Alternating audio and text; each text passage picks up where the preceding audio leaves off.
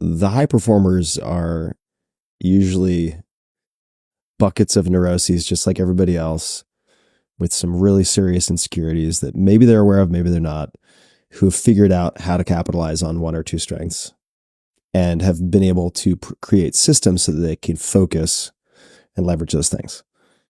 You look at everything that's been built around us, the roads, the bridges, the highways, the skyscrapers, the Sistine Chapel, all made by humans.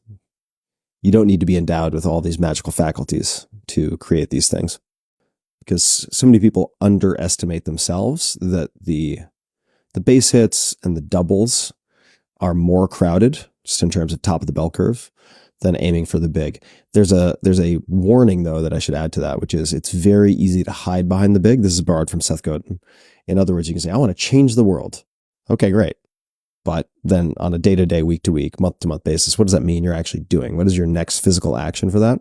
Put it on some paper. Okay. Can you show that to somebody? With the dreaming big, it's important to be able to back up. But a lot of it just comes down to trying a lot to identify what the trivial many are and what your strengths are, so that you can find something that is easier for you than it is for most people. Having a support system around you, like friends. By the way, very high yield question to ask. Just ask your friends, when have you seen me at my best? When have you seen me at my worst? You can get a lot of good intel that way.